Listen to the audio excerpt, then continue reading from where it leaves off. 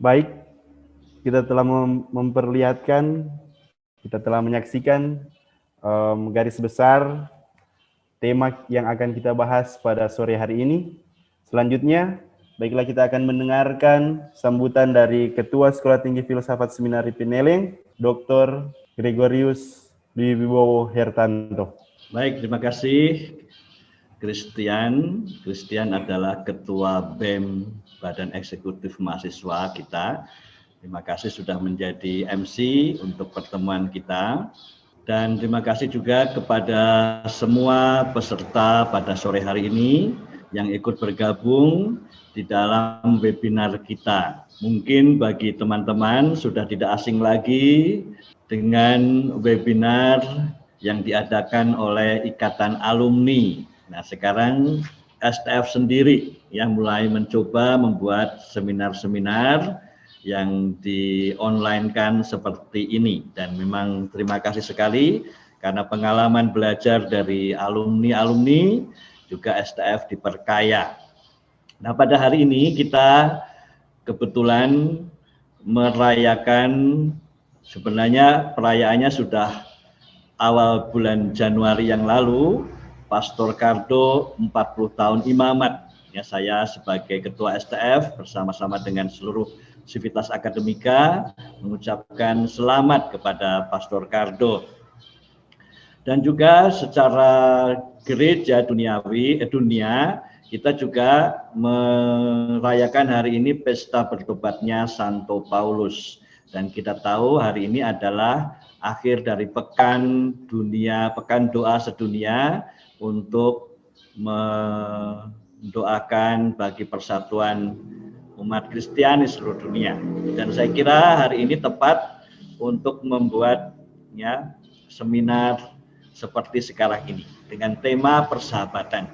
Sekali lagi terima kasih kepada semua yang hadir. Saya sapa dengan hormat para dosen, para pembicara kita yang juga adalah dosen-dosen kita, juga tentu saja Pastor Cardo yang secara khusus kami ingin persembahkan acara ini, dan juga kepada semua tamu, ya, tamu yang dari luar dulu yang datang bergabung dengan kami sekalian. Kami sangat apresiasi, sangat merasa dihargai oleh kehadiran kalian, kehadiran Anda sekalian. Dan juga tentu juga dari Ikatan Alumni, terima kasih selalu atas dukungan, kehadiran Bapak Ketua juga bersama dengan pengurus, bersama juga dengan anggota-anggota lain. Saya sambut, saya rasa sangat mendukung kami. Terima kasih, selamat berwebinar, selamat merenungkan arti sahabat, dan selamat merenungkan panggilan kita masing-masing. Terima kasih. Terima kasih Romo Hertanto atas sambutan yang sangat luar biasa. Terima kasih.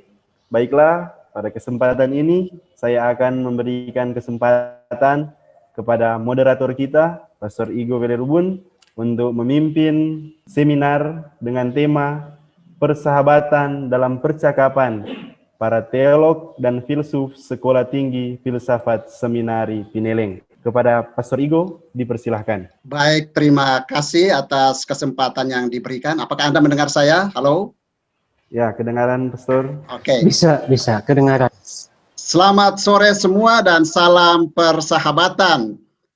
Mengapa acara sore hari ini kita buat pada tanggal 25, konteksnya sudah disampaikan oleh Bapak Ketua tadi, saya tidak perlu mengulangi lagi. Ini hari terakhir dari Pekan Doa Sedunia untuk Kesatuan Umat Kristen, lalu ada pertobatan Paulus, dan teristimewa ini berkenaan dengan perayaan 40 tahun imamat dari Pastor Cardo Renwarin yang sudah beberapa hari yang lalu sebenarnya tepat tanggalnya. Tema kita sore hari ini adalah persahabatan dalam percakapan para filsuf dan teolog Sekolah Tinggi Filsafat Seminari Pineleng. Tema ini akan menjadi judul juga dari buku yang akan kita terbitkan sebagai persembahan dari para penulis untuk teman kita, sahabat kita, Pastor Cardo Renwarin yang juga adalah dosen di Sekolah Tinggi Filsafat Seminari Pineleng. Acara kita sore hari ini pertama tentu para pembicara. Jadi dalam buku itu sebenarnya ada sudah 7-8 orang yang memasukkan artikel, Tetapi sore hari ini kita memberikan kesempatan kepada 5 orang untuk dalam waktu 5-10 menit menyampaikan inti dari tulisannya di artikel tersebut. Kemudian setelah itu kita memberi waktu mungkin beberapa menit kepada Pak Ricardo untuk memberikan tanggapan. Kalau Pak Ricardo pasti memberikan tanggapan, lalu kita berdialog bersama. Itu kira-kira acara kita sore hari ini. Nah, saya sedikit memberikan pengantar, coret-coret untuk memberikan pengantar tentang tema kita ini. Jadi secara populer dalam Wikipedia, persahabatan atau pertemanan adalah istilah yang menggambarkan perilaku kerjasama dan saling mendukung antara dua atau lebih entitas sosial. Persahabatan itu menggambarkan suatu hubungan yang melibatkan pengetahuan, melibatkan penghargaan, melibatkan afeksi dan perasaan antara dua atau lebih entitas sosial yang membangun hubungan tersebut. Untuk kebanyakan orang, muatan dari persahabatan itu adalah kecenderungan untuk menginginkan apa yang terbaik bagi satu sama lain. Ada simpati, ada empati, ada kejujuran, ada komitmen, dan ada saling pengertian. Mungkin karena itu sang filsuf Aristoteles pun bertanya, what is a friend? Apa itu sahabat? Dan menurutnya, sahabat itu adalah a single soul dwelling in two bodies. Satu jiwa yang tinggal dalam dua tubuh. Namun Aristoteles mengingatkan bahwa ingin menjadi teman adalah pekerjaan cepat, tetapi persahabatan merupakan pematangan buah yang lambat. Dan mungkin karena itu, lalu Lucius Annaeus Seneca mengatakan, one of the most beautiful qualities of true friendship is to understand and to be understood. Salah satu di antara kualitas paling indah dari persahabatan sejati adalah memahami dan dipahami. Sahabat sejati bukanlah mereka yang memiliki banyak persamaan, tapi mereka yang memiliki pengertian terhadap setiap perbedaan. Seperti juga diaminkan oleh Elizabeth Foley yang menegaskan bahwa the most beautiful discovery true friends make is that they can grow separately without growing apart.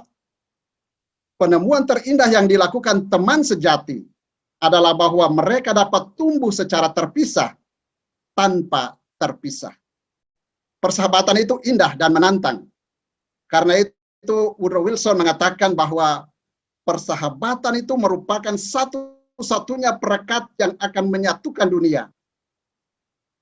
Persahabatan merupakan hal yang bisa mempersatukan dunia. Dan dari pengalaman persahabatan dengan orang lain, Helen Keller menyimpulkan, I would rather walk with a friend in a dark than alone in the light. Aku lebih suka berjalan dengan seorang teman dalam gelap daripada sendirian dalam terang. Karena banyak orang mengalami bahwa persahabatan itu adalah obat untuk hati yang terluka dan vitamin untuk jiwa yang penuh harapan. Apalagi di zaman COVID-19 seperti ini, tentu butuh sahabat dan teman. Dan dalam kacamata iman, Martin Luther King menegaskan, cinta adalah satu-satunya kekuatan yang mampu merubah seorang musuh menjadi seorang sahabat. Maka saudara-saudara persahabat, mari kita bercakap-cakap tentang tema persahabatan ini, yang merupakan materi yang sebenarnya sungguh digumuli, banyak dipercakapkan oleh Pastor Ricardo Renwarin dalam banyak seminar, dalam banyak pertemuan-pertemuan. Bahkan saya ingat pertemuan terakhir kemarin dalam webinar, beliau mengangkat juga tentang tema ini. Sekarang kita dengarkan bagaimana teman-teman kolega di Sekolah Tinggi Filsafat Seminari Peneleng dalam bidang masing-masing mempercakapkan tentang tema ini. Kita akan mulai satu persatu dari pembicara pertama, yaitu Pastor Berti Warin, kemudian Pastor Bayu jadi para filsuf lebih dulu, lalu kemudian Pastor Amri pada pembicara ketiga, Pastor Melki pembicara keempat, dan diakhiri dengan Pastor Dr. Stanley Pondaa pada pembicara kelima. Waktu yang diberikan adalah 5-10 menit untuk setiap pembicara. saya mempersilakan untuk bersiap-siap pertama Pastor Dr. Barnabas Ohebutun SSMA. Beliau adalah seorang biarawan dari Tarekat Misionaris Hati Kudus Yesus. Ia lahir di Durowa, Roa Tual pada 27 Mei 1975, Durowa itu di Kekecil.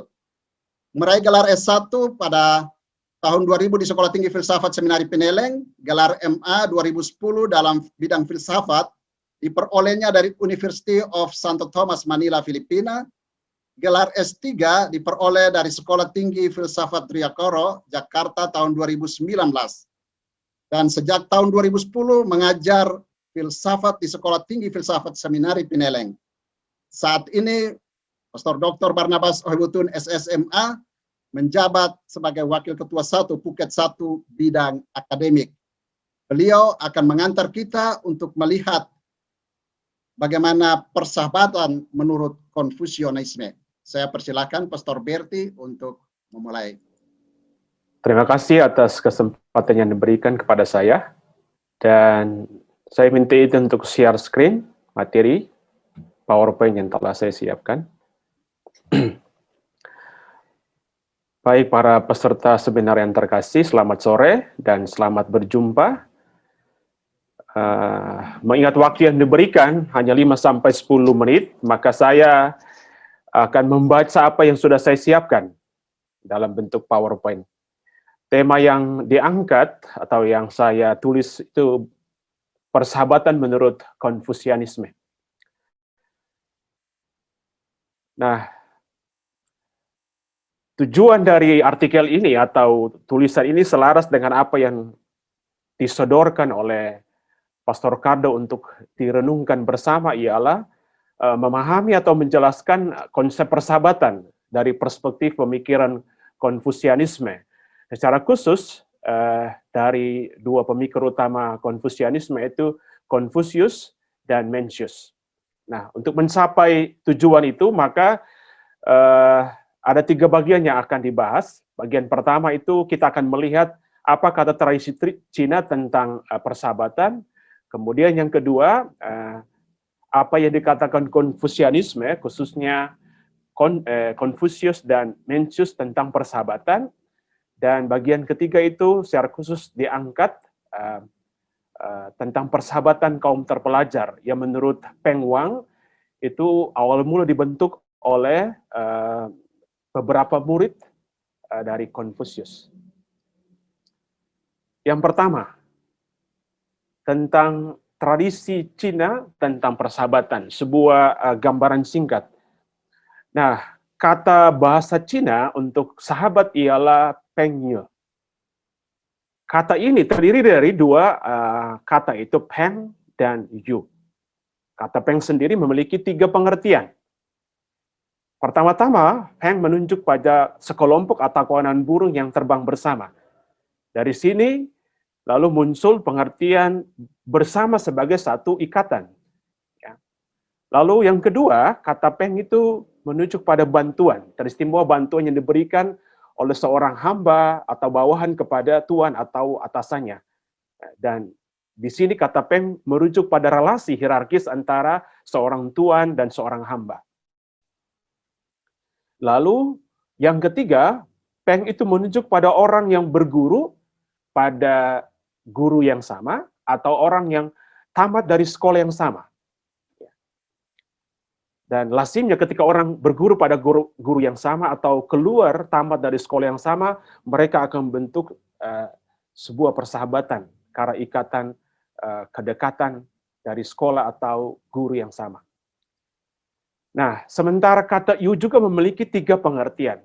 Yu pertama-tama menunjuk pada kesatuan relasi tangan kiri dan tangan kanan untuk menggambarkan bagaimana sebuah persahabatan yang satu tidak bisa berdiri sendiri dari yang lain. Ya, kedua-duanya merupakan satu kesatuan. Lalu yang kedua, Yu menunjuk pada 2 saudara, 2 pribadi yang lahir dari satu rahim, 2 orang yang men-sharingkan darah dan energi yang sama dari rahim yang sama. Dan karena itu mereka merupakan satu kesatuan. Ya. Dan yang ketiga, Yu menunjuk pada teman belajar. Ya. Bedanya jika peng menunjuk pada ada bersama, maka makna yu di sini lebih berkaitan dengan persahabatan, ya, persaudaraan, karena kita memiliki aspirasi dan minat yang sama.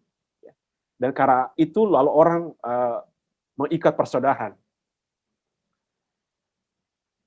Nah, dari 3 definisi etimologis itu, pengyo lalu terbentuk ungkapan-ungkapan seperti ini, ya, tongbao, ya, dari rahim yang sama, yaitu menunjuk pada saudara sekandung atau orang yang satu daerah, satu kampung.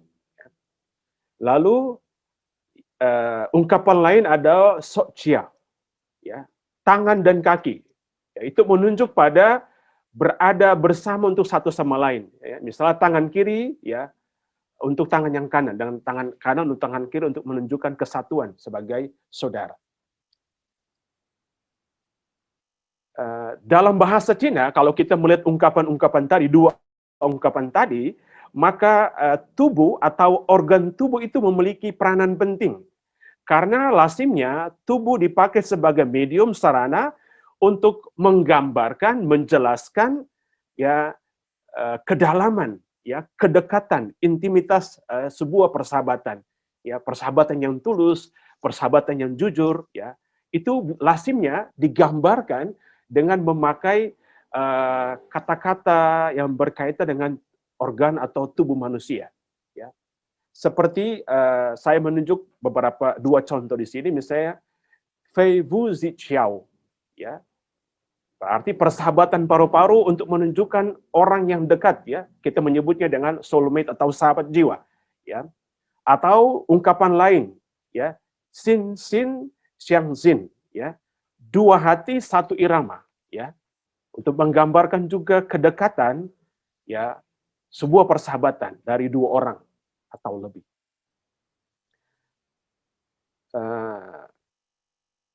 Ungkapan-ungkapan itu, ya, itu hendak menjelaskan mengenai pentingnya saudara, ya, pentingnya saudara karena berasal dari orang tua yang sama, tapi juga pentingnya sahabat karena berasal dari kemanusiaan yang sama, ya. Dari sini lalu jelas bahwa persahabatan dalam tradisi Cina itu berakar pada solidaritas kekeluargaan. Yang berikut, bagian kedua bicara tentang Konfusianisme atau pandangan Konfusianisme tentang persahabatan. Ini pun ringkas saja. Saya mengangkat apa yang dikatakan Konfusius dalam Analek, ya, 1 ayat 1. Di sana Konfusius mengatakan begini, bukankah menggembirakan mempunyai sahabat yang datang dari jauh? Bukankah bersikap luhur bila tidak menyerang orang lain yang tidak mampu menghargai kecakapan Anda? Menurut saya pernyataan ini menunjukkan 2 hal. Pertama, bahwa tema persahabatan itu memiliki tempat penting dalam pemikiran Konfusius. Ya, kalau kita baca Analek, ya, itu tertuang di sana bahwa Konfusius memberikan peran atau peran yang cukup dalam persahabatan. Demikian juga apa yang ditulis oleh Mencius dalam The Work of Mencius. Lalu yang kedua, persahabatan itu berakar pada kebajikan moral. Ya, tepatnya dia berbasis pada prinsip moral Konfusius, yaitu Zen atau kemanusiaan atau kemampuan mencinta. Nah, apa tujuan persahabatan? Ya, tujuan persahabatan ialah menjadi pribadi yang berbudi luhur. Dengan kata lain, persahabatan itu adalah medium bagi manusia untuk mewujudkan diri sebagai pribadi yang punya kebajikan atau pribadi yang berbudi luhur, ya, atau zunzi. Nah, pertanyaannya bagaimana itu diwujudkan? Ya. Saya merujuk pada apa yang ditulis oleh Peng Wang. Ya. Menurut dia ada 2 cara. Yang pertama itu melalui dengan cara memilih teman bersahabat, dengan kata lain dengan persahabatan. Tapi itu tergantung dari bagaimana kita bersahabat dengan orang lain. Ya. Tapi juga bagaimana kita itu menjadikan diri kita sahabat yang baik dan tulus bagi sesama. Dan karena itu Konfusius selalu mengingatkan murid-muridnya untuk selalu melihat diri dan bertanya, entahkah dia sudah bisa menjadi seorang sahabat yang tulus, sahabat yang baik, ya, bagi orang lain. Ya. Konfusius membedakan 3 jenis sahabat yang membantu dan 3 jenis sahabat yang membahayakan. Ya. 3 jenis sahabat yang membantu ialah pribadi yang jujur, yang kedua adalah pribadi yang dapat dipercaya, dan ketiga adalah pribadi yang terpelajar. Ya. Sementara persahabat yang membahagiakan ialah ketika kita bersahabat dengan orang-orang yang tidak tahu berterima kasih. Juga yang kedua, orang-orang yang bermuka dua. Ya. Dan yang ketiga itu kita bersahabat dengan orang-orang yang meragukan dalam perkataannya, berarti orang-orang yang tidak jujur. Nah, ini menunjukkan bahwa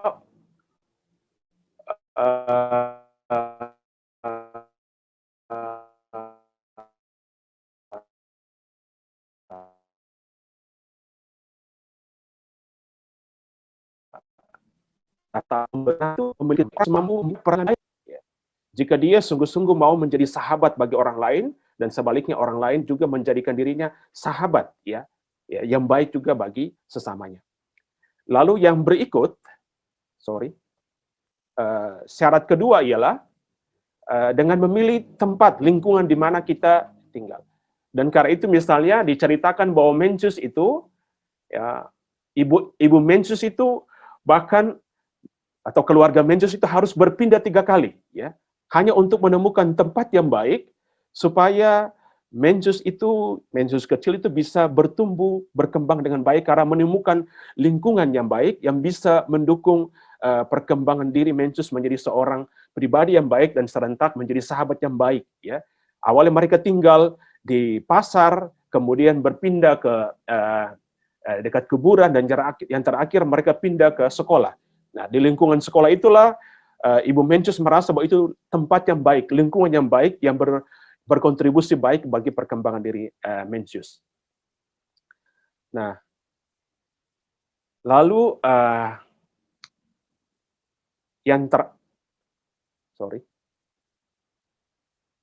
yang ketiga yaitu persahabatan di antara kaum terpelajar.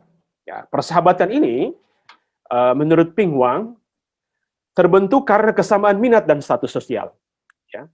Dan ini dibentuk oleh sejumlah pemikir atau para murid Konfusius yang amat menekankan kepatutan. Ya. Jadi ketika orang bergabung di situ, dia harus punya dianggap layak patut. Lalu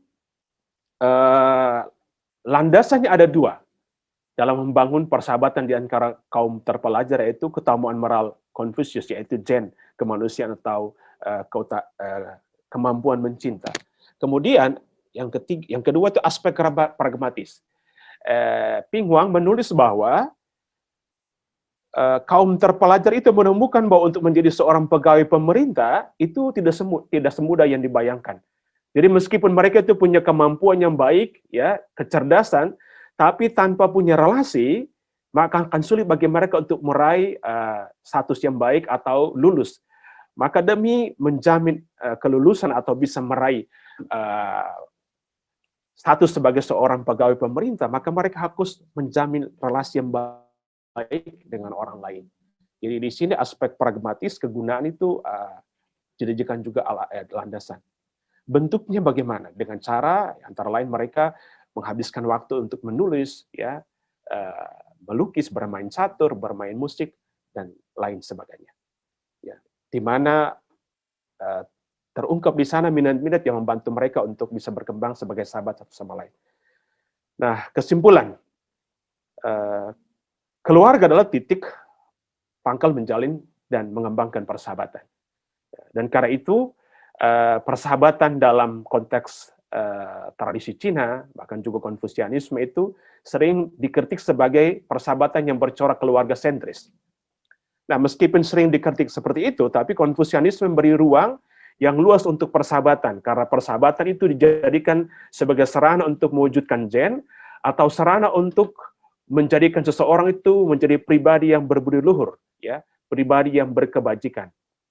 Nah, landasan persahabatan ialah prinsip-prinsip keutamaan moral, prinsip-prinsip atau keutamaan moral, Zen, Li, Yi, Xi, dan Xiao, ya, kemanusiaan, keutamaan mencinta, sopan santun, keadilan dan kebenaran, kebijaksanaan, dan filial piety atau bakti seseorang anak kepada orang tua. Demikian, itu yang bisa saya sampaikan. Harap cukup 10 menit saya. Terima kasih, saya kembalikan kepada Pastor Iga sebagai moderator. Baik, terima kasih Pastor Dr. Barnabas Wahibutun SSMA. Mari kita berikan aplaus kepada Pastor Berti dengan tepuk tangan atau juga memberikan reaksi jempol pada layar monitor Anda sekalian.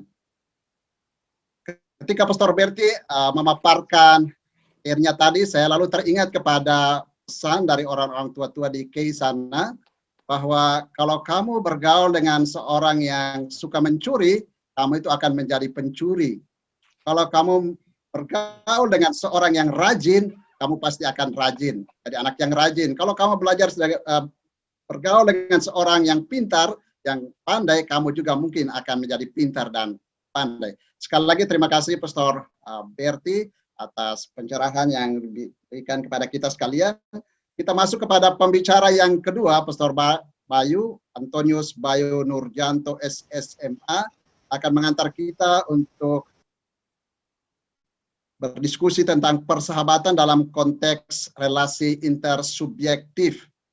Saya memperkenalkan Pastor Antonius Bayu Nurjanto SSMA, lahir di Tomohon, Sulawesi Utara pada 1 Januari tahun 1970. Pendidikan dasar dan menengah semuanya diselesaikan di Tomohon. Pendidikan filsafat S1 diselesaikan di Sekolah Tinggi Filsafat Seminari Peneleng pada tahun 1997. Pendidikan filsafat S2 dilangsungkan di Institut Katolik de Paris, selesai pada tahun 2011 dengan tesis mengenai filsafat eksistensial menurut Gabriel Marcel. Sekarang Pastor Bayu adalah pengajar filsafat dan ketua program studi filsafat di Sekolah Tinggi Filsafat Seminari Peneleng, Manado. Saya mempersilakan Pastor Bayu untuk mengantar kita tema persahabatan dalam konteks relasi. Baik, terima kasih atas kesempatan. Ya, pada kesempatan ini saya coba untuk mempresentasikan tulisan artikel yang sudah saya buat, gagasan-gagasan yang termuat di dalamnya. Waktu itu saya coba mempresentasikannya dengan memberikan ini, membagikan PowerPoint. Ya.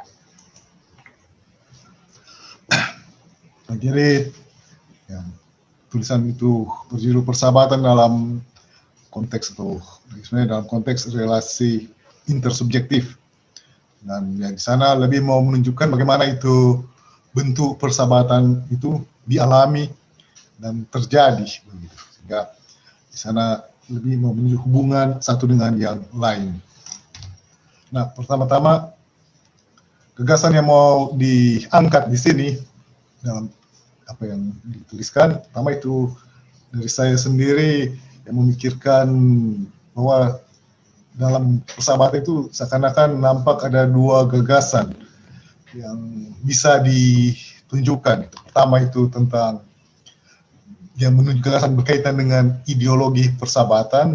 Hari ini lebih menuju pada itu konsep-konsep persahabatan. Dari di sana mau dengan konsep-konsep gagasan-gagasan ini mau merujuk pada apa yang menjadi wujud dari persahabatan itu sendiri.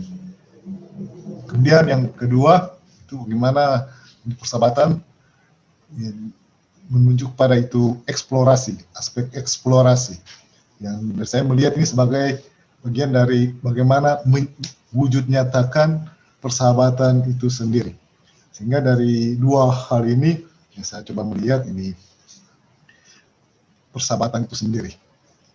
Kemudian yang berikut itu problematik yang muncul dari sana itulah pertama-tama apakah persahabatan itu merupakan sebuah aktivitas kesadaran, karena bertolak dari itu konsep-konsep yang muncul di dalamnya. Orang merumuskan persahabatan begini-begini. Maka apakah ini menjadi sebuah aktivitas dari kesadaran? Kemudian bagaimana ini persahabatan ini membangun interaksi itu. Jadi dari konsep itu menunjuk pada itu seperti yang tadi juga sudah disebut oleh pembicara pertama bahwa itu merujuk pada orang lain gitu. Sehingga persahabatan itu membangun interaksi. Dan yang ketiga yang coba saya angkat itu, apakah persahabatan itu sungguh merupakan bentuk interaksi subjektif yang konkret. Ini suatu yang nyata, yang real begitu. Apalagi berhadapan dengan kondisi masyarakat sekarang, kehidupan sekarang yang banyak ditandai dengan hal-hal buatan atau artifisial yang membuat orang tidak bisa membedakan mana yang real dan mana yang tidak. Nah, ini tiga hal yang menjadi langkah untuk menelah hal-hal yang berkaitan dengan persahabatan. Nah, pertama-tama dalam tulisan itu mau menunjuk, mengangkat bagaimana memaknai persahabatan itu sendiri dengan bertolak dari pertama itu relasi intersubjektif. Jadi yang sebagai titik berangkatnya, bahwa saya melihat bahwa persahabatan apapun definisinya, apapun gagasan yang termuat di dalamnya, pertama yaitu merujuk pada sebuah relasi intersubjektif seperti itu. Sehingga di sini mau mengungkapkan bagaimana itu suatu tindakan atau aksi yang dinyatakan dengan sebuah keterarahan atau sebuah intensi kepada yang lain. Dan dengan melihat ini relasi intersubjektif lewat banyak gagasan yang muncul yang mengungkapkan hal ini, yang mana kita kenal juga dalam banyak para pemikir eksistensialis, yang merujuk pertama itu pada relasi antara saya dan engkau, atau saya dengan yang lain. Sehingga itu relasi satu dengan yang lain itu lebih bertolak pada pertama-tama antara saya dan engkau atau kamu, seperti itu. Dan kemudian yang kedua itu menunjuk pada relasi intersubjektif ini, menunjuk pada apa yang disebut sebagai saya ada bersama. Jadi, dengan relasi saya engkau membawa pada ini saya ada bersama, yaitu menunjuk pada satu kesadaran akan yang lain itu sendiri. Sehingga dalam persahabatan itu, dalam relasi yang sedemikian, maka itu dalam intensionalnya membawa pada itu kesadaran dalam diri subjek yang ada bahwa saya ada bersama engkau, dan ada bersama engkau itu membentuk apa yang disebut ada bersama itu. Dan dalam ada bersama ini itu memang menuju pada itu sebuah kesadaran akan sesamanya itu, akan yang lain itu, sebagai bagian dari keberadaan dirinya, sehingga itulah membuat itu terjadi satu hubungan timbal balik satu dengan yang lain. Sehingga itu ada bersama ini membawa makna bahwa ini terdapat sebuah komunikasi antar pribadi. Sehingga itu aktivitas yang ada dalam relasi yang sedemikian menjadi aktivitas yang dilandaskan pada sebuah komunikasi timbal balik yang mau menyatakan bahwa di dalam hubungan yang timbal balik ini terdapat itu elemen yang disebut dengan kebebasan atau kehendak yang bebas antara satu dengan yang lain tanpa ada tekanan atau paksaan dari satu dengan yang lain. Begitu. Itu yang pertama. Jadi dalam persahabatan lebih pada dari aspek intersubjektifnya. Dan dari sana maka yang mulai dirumuskan itu bagaimana itu persahabatan itu sendiri.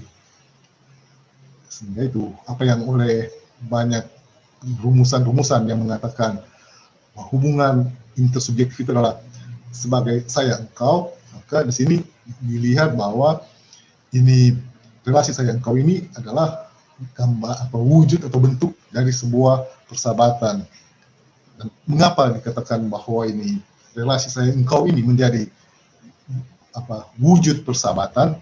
Karena ya, selain di dalamnya sudah terungkap satu sikap yang timbal balik tadi itu, tetapi terlebih di sana mau menunjuk pada adanya sebuah pengenalan. Dan ini yang menjadi hal yang terpenting begitu, yang menuju pada itu aktivitas kesadaran itu, yang bisa diungkapkan lewat itu istilah-istilah misalnya simpati atau empati. Ini adalah terlebih pada empati itu sendiri, bahwa dalam pengenalan itu mau membawa kita dari saya kepada yang lain itu dalam bentuk itu tadi, mau mengambil bagian dalam kehidupan engkau atau dalam kehidupan yang lain itu.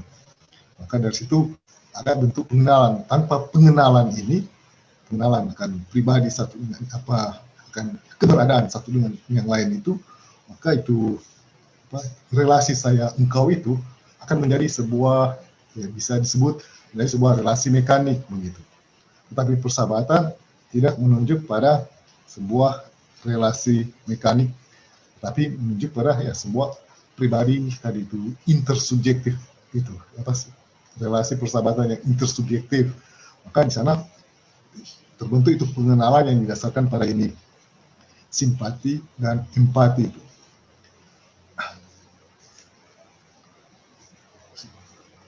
Dan pengenalan dalam konteks ini menggambarkan itu sebuah pengetahuan atas aspek personal dari yang lain terkait dengan kesadaran saya menjadi ada bersama dengan kesadaran lain. Hal ini menjadi proses yang menghadirkan kenyataan bahwa dalam sebuah lingkungan yang menjadi tempat berada, itu menjadi satu tempat bagi yang lain. Nah, itu kira-kira bagaimana itu persahabatan itu bisa muncul dari pemahaman tentang itu apa tadi itu yang konteks intersubjektif. Dan selanjutnya di sana saya mengangkat itu yang realitas persahabatan intersubjektif itu. Nah, dari apa yang diangkat dalam tadi itu relasi intersubjektif dengan pengenalannya, maka di sini saya merujuk pada pada aspek interaksi itu sebagai sebuah perjumpaan. Jadi itu realitas persahabatan itu dinyatakan pertama-tama lewat sebuah perjumpaan. Tanpa perjumpaan ini, baik itu perjumpaan secara konkret atau perjumpaan yang intensional itu, yang diinginkan, yang mempunyai keterarahan pada satu dengan yang lain, maka dapat membentuk satu pengenalan itu. Jadi semakin memperkaya pengenalan itu di perjumpaan yang membawa pada sebuah pengenalan itu. Dengan demikian itu, dengan perjumpaan ini maka akan membawa bisa di situ dalam tulisan itu saya kemudian mengangkat pada itu kritik terhadap perjumpaan-perjumpaan yang muncul, karena dalam konteks persahabatan selalu ditandai dengan itu perjumpaan, maka itu saya coba mengangkat di sini itu perjumpaan-perjumpaan yang muncul itu apakah itu dipandang sebagai sebuah konsep persahabatan, dalam arti dalam tulisan saya menyebutnya sebagai realitas relasi yang semu, dalam arti bahwa ya, perjumpaan yang ada itu adalah perjumpaan yang terbentuk karena memang harus begitu, ataukah itu perjumpaan itu memang betul-betul menjadi perjumpaan yang menghadirkan tadi itu kesadaran saya bersama engkau begitu. Sehingga di sini misalnya itu saya merujuk pada itu, misalnya yang jadi pemikiran saya itu tentang kelompok-kelompok orang yang ada bersama begitu, dengan mengikuti suara dari satu orang tanpa memikirkan apa yang dia inginkan, dengan mengapa dia ada bersama dengan yang lain itu. Dan di lain pihak itu saya mencoba mengangkat itu satu kemungkinan persahabatan di luar relasi atau kontak intersubjektif, dalam arti bahwa apakah ini perjumpaan ini yang terbentuk ini bisa memungkinkan muncul ini sebuah kontak yang tidak bersifat intersubjektif begitu. Karena tadi itu hanya sebagai konsep dan itu sebagai yang mau pada ada bersama itu yang tidak intersubjektif gitu. Sehingga ada bersama tetapi tidak mengenal satu dengan yang lain begitu. Tetapi kalau dilihat dari entitasnya maka itu selalu disebut sebagai misalnya satu kesatuan, satu kebersamaan begitu. Itu yang coba saya angkat di sini. Sehingga itu dari dua tadi itu yang sebagai konsep dan sebagai kontak intersubjektif itu dia mengkritik itu peranan kesadaran di dalamnya. Sehingga itu menunjuk pada itu kontak-kontak virtual yang kadang-kala mengaburkan makna perjumpaan yang sesungguhnya itu perjumpaan antar pribadi itu mengungkapkan sebuah persahabatan karena itu adanya pengenalan tadi, pengenalan yang membawa pada empati dan simpati itu. Sehingga di sana bagaimana itu kualitas persahabatan subjektif yang nyata dalam dalam sebuah perjumpaan itu di sini saya menunjuk pada kemudian itu kekonkretan itu sendiri. Dalam arti itu perjumpaan dari intersubjektif yang merupakan wujud persahabatan itu adalah perjumpaan langsung satu dengan yang lain yang nyata dan sungguh dialami begitu. Jadi di situ misalnya kita tidak dapat mengingkari kenyataan bahwa terdapat saya yang memiliki kesadaran perjumpaan dengan yang lain, dan dalam arti bahwa walaupun ada keterbatasan dalam mewujudkan ada bersama, namun lewat kenyataan yang sedemikian, dimensi intersubjektif tidak dimengerti sebagai dimensi intersubjektif tidak dimengerti sebagai sebuah keberlangsungan yang konkret dalam arti itu intersubjektif yang menjadi sesuatu yang semu begitu. Tapi itu persahabatan yang mau mengarahkan saya kepada yang lain dalam kesadaran itu sesungguhnya harus membawa pada itu kekonkretan itu, menunjuk pada kesadaran akan sebuah peristiwa yang sungguh real. Sebagai sebuah kekonkretan dalam perjumpaan, aspek persahabatan menunjuk pada upaya memahami dan mengerti yang lain. Itu yang lain senantiasa mendapatkan tempatnya, walaupun jadi apapun bentuknya dan dimanapun dia terjadi, dengan tadi itu kesadaran akan keterarahan pada yang lain, maka itu disebut juga membawa pada kekonkretan dari persahabatan itu. Sehingga ada bersama dengan yang ada bersama itu tidak semata-mata menjadi sebuah ditunjukkan dengan sudah ada satu dengan yang lain secara fisik, tapi tidak ada kesadaran untuk ada bersama satu dengan yang lain. Itu gambaran yang coba saya tunjukkan.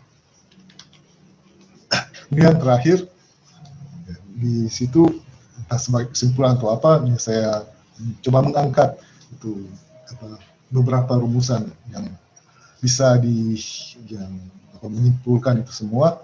Pertama itu, persahabatan menyatakan sebuah kekonkretan. Dalam arti ini, kekonkretan ini menunjuk pada itu kesadaran real setiap subjek dalam perjumpaan. Dan di sini juga bisa menjadi catatan bahwa itu perjumpaan itu untuk masa sekarang yang bisa lewat perjumpaan dengan sarana-sarana perpanjangannya. Kalau dalam konteks fiksi sederhana itu perjumpaan pribadi satu dengan yang lain, itu di sini bisa lewat, yang saya berpikir bisa menggunakan sarana-sarana perjumpaan yang membawa pada kesadaran bertemu satu dengan yang lain. Dan pada akhirnya bertolak dari simpati dan empati itu membawa pada itu kepercayaan sendiri. Bahwa itu persahabatan yang aktual adalah untuk saya dan yang lain. Persahabatan yang konkret real itu adalah untuk saya dan yang lain itu. Dan ini adalah bagian dari itu kepercayaan tadi. Bahwa itu pengenalan tadi satu dengan yang lain membawa pada akhirnya ini kepercayaan pada itu, dan itu persahabatan yang muncul dilandaskan pada kepercayaan bahwa yang saya jumpai adalah sesuatu yang real dan konkret, jadi menunjukkan yang realitas yang sebenarnya dalam setiap perjumpaan yang terwujud begitu. Jadi kira-kira itu yang menjadi gambaran dari isi tulisan yang saya buat.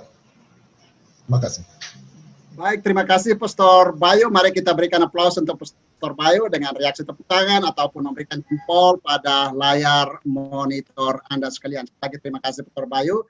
Saya hanya menangkap bahwa persahabatan itu perlu dieksplor lagi dan perlu diwujudkan. Lalu yang paling penting adalah kesadaran bahwa kita itu ada bersama, karena kita ada bersama mari kita berjumpa, berkenalan, berkomunikasi, lalu membangun empati, membangun simpati demi saya dan demi engkau.